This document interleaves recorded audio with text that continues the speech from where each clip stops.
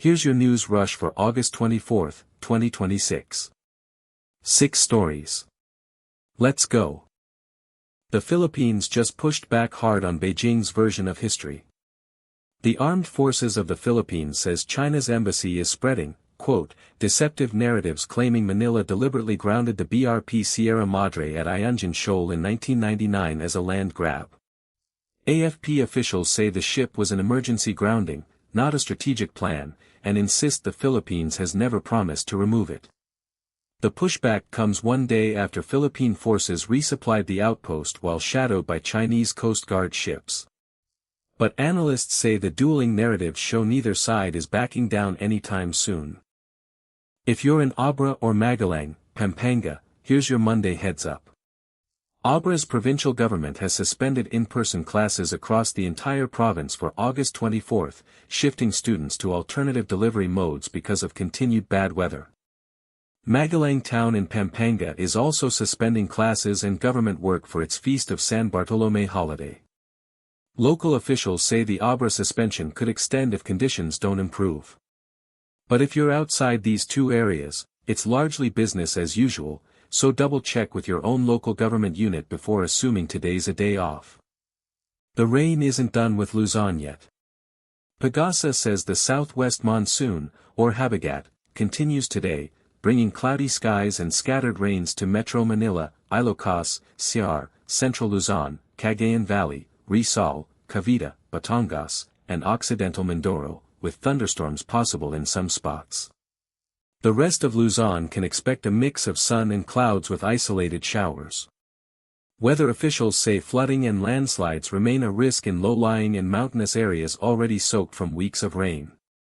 But forecasters note the rest of the country should see only scattered, localized thunderstorms today. The peso is having a rough year, and the numbers just got a little more real. The Philippine peso has lost more than 5% of its value in 2026, ranking among Asia's weakest currencies, while the central bank's foreign exchange reserves fell nearly 7% to $103 billion. President Marcos says the government won't burn through all of its reserves just to defend the peso's value. The peso pressure comes as the economy grew just 2.3% last quarter, its slowest pace since 2009 outside the pandemic. But officials say reserves remain well above what's needed to cover the country's import needs. China just launched its most ambitious moon mission yet, and it flew straight through Philippine-monitored waters to get there. The Long March 5 rocket carrying the Chang'e 7 probe lifted off this morning from Hainan, heading for the moon's south pole with a lander, rover, and hopping probe on board. The launch fell within the drop zones Philippine authorities had flagged in their advisory to fishermen off Ilocos and Cagayan. Chinese space officials say the mission aims to search for water ice that could support a future lunar base. But the Philippine Coast Guard says it's still confirming there were no incidents in the monitored zones. Gilas Pilipinas is going all in on homegrown talent for its Asian Games title defense. Head coach Tim Cone is fielding an All-PBA roster, plus naturalized big man Justin Brownlee, leaving out overseas-based stars like Kai Sato, Carl Tamayo, and Kevin Kiambao since the Asiad isn't a FIBA-sanctioned event their clubs have to release them for. The Philippines opens as defending champions in a group with China, Bahrain, and Kazakhstan starting September 10 in Nagoya.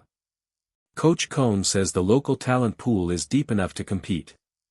But facing China early means this title defense gets tested immediately. That's your news rush for today. Subscribe so you never miss a day.